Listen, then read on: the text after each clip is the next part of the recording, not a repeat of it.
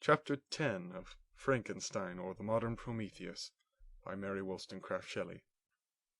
I spent the following day roaming through the valley. I stood beside the sources of the Aveyron, which take their rise in a glacier that with slow pace is advancing down from the summit of the hills to barricade the valley. The abrupt sides of vast mountains were before me.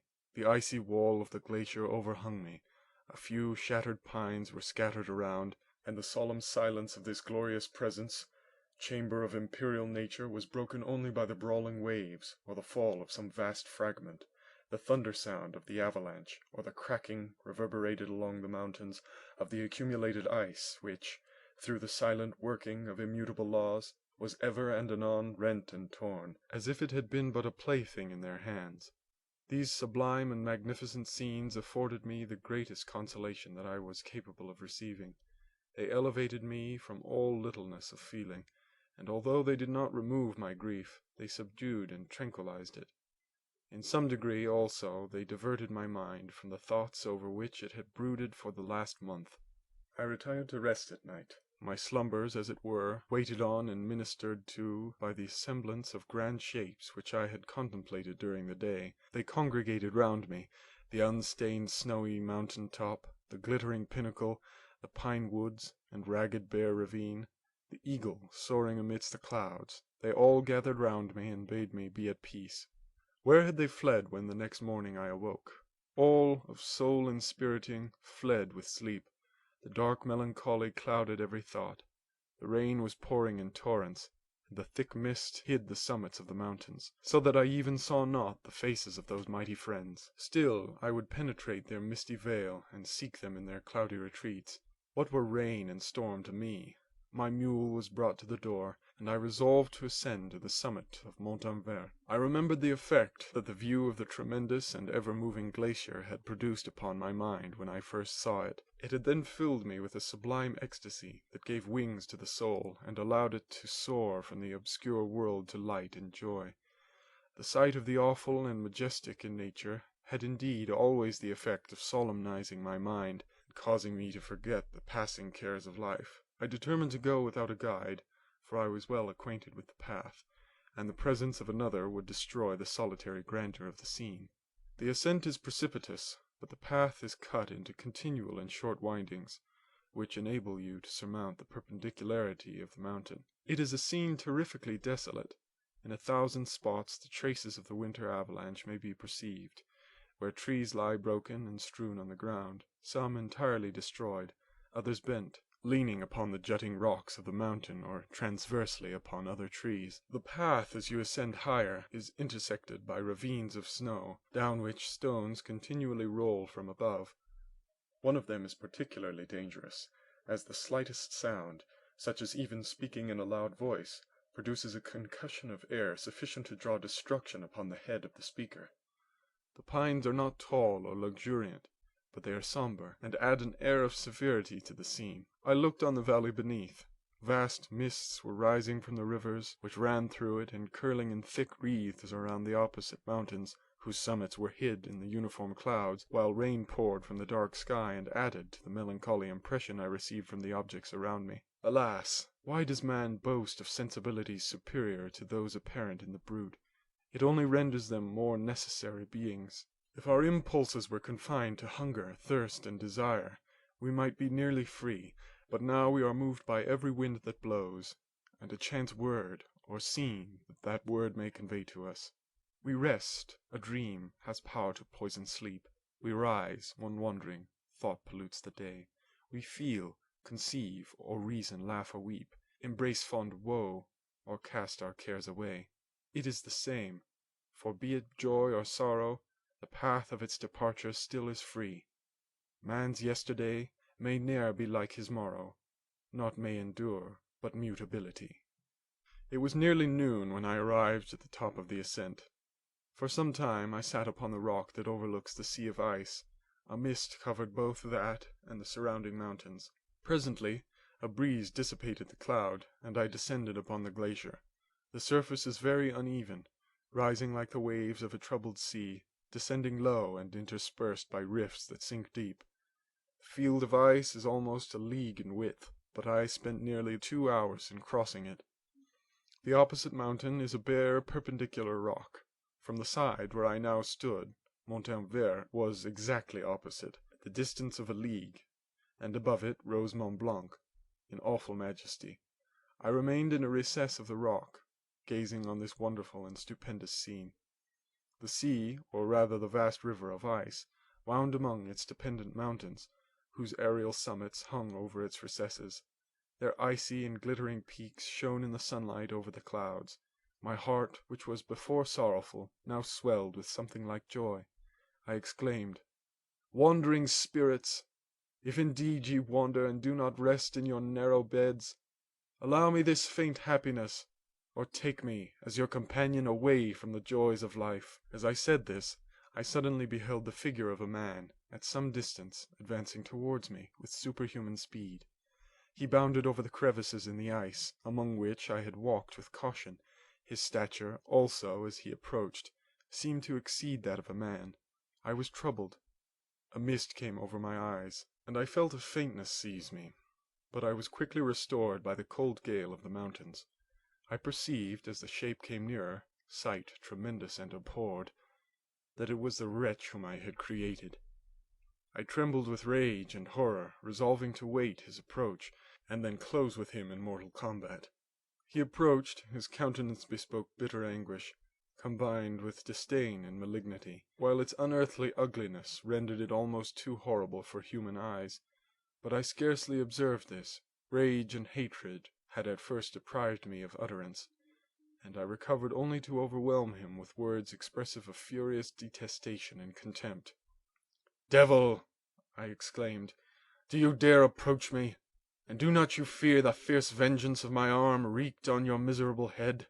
Begone, vile insect, or rather stay, that I may trample you to dust. And oh, that I could, with the extinction of your miserable existence, restore those victims whom you have so diabolically murdered!" "I expected this reception," said the demon. "All men hate the wretched. How then must I be hated, who am miserable beyond all living things? Yet you, my creator, detest and spurn me, thy creature, to whom thou art bound by ties only dissoluble by the annihilation of one of us. You purpose to kill me. How dare you sport thus with life?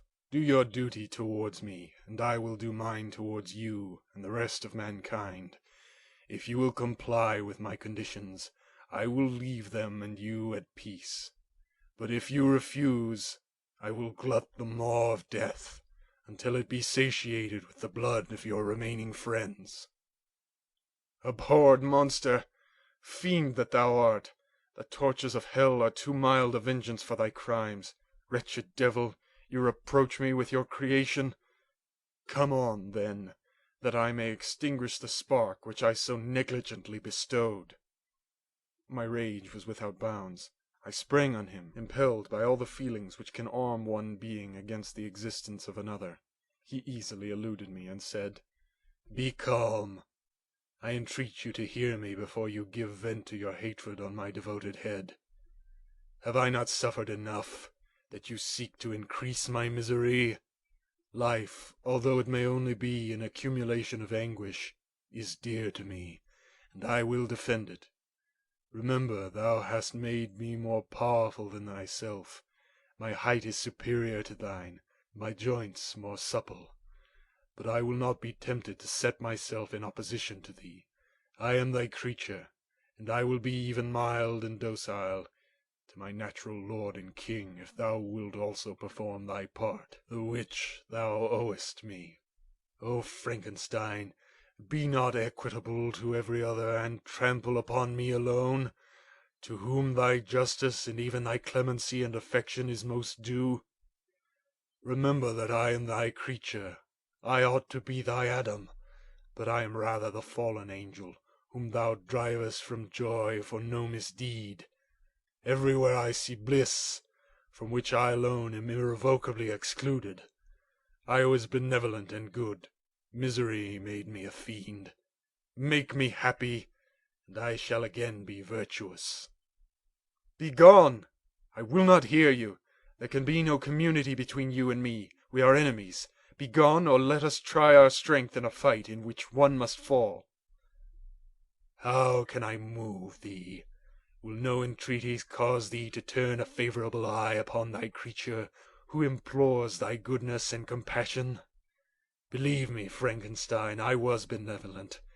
My soul glowed with love and humanity. But am I not alone, miserably alone? You, my creator, abhor me. What hope can I gather from your fellow creatures, who owe me nothing? They spurn and hate me. The desert mountains and dreary glaciers are my refuge. I have wandered here many days. The caves of ice, which I only do not fear, are a dwelling to me, and the only one which man does not grudge. These bleak skies I hail, for they are kinder to me than your fellow beings. If the multitude of mankind knew of my existence, they would do as you do, and arm themselves for my destruction. Shall I not then hate them who abhor me? I will keep no terms with my enemies. I am miserable, and they shall share my wretchedness. Yet it is in your power to recompense me, and deliver them from an evil which it only remains for you to make so great, that not only you and your family, but thousands of others, shall be swallowed up in the whirlwinds of its rage. Let your compassion be moved, and do not disdain me. Listen to my tale. When you have heard that, abandon or commiserate me, as you shall judge that I deserve. But hear me. The guilty are allowed by human laws, bloody as they are, to speak in their own defense before they are condemned. Listen to me, Frankenstein. You accuse me of murder, and yet you would with a satisfied conscience destroy your own creature.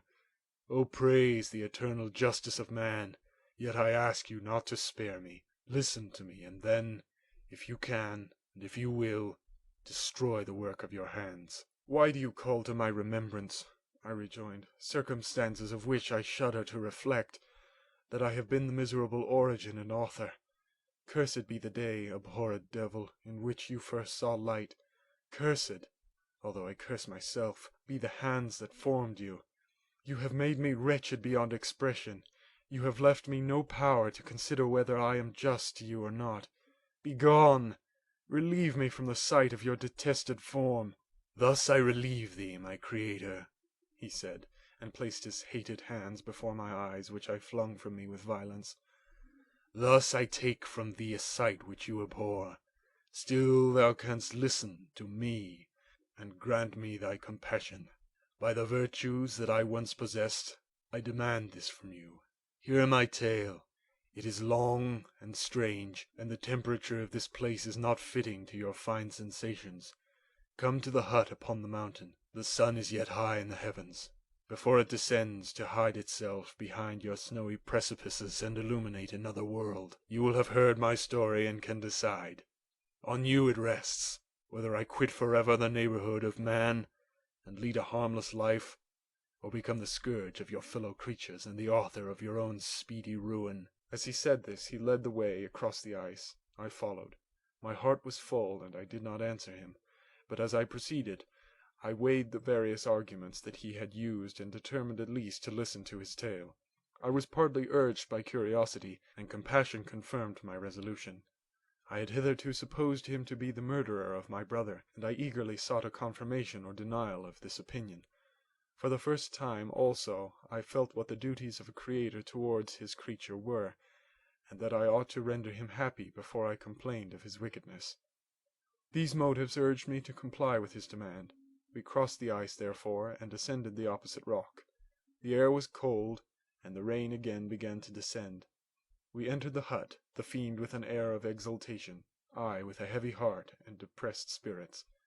But I consented to listen, and, seating myself by the fire which my odious companion had lighted, he thus began his tale. End of chapter 10.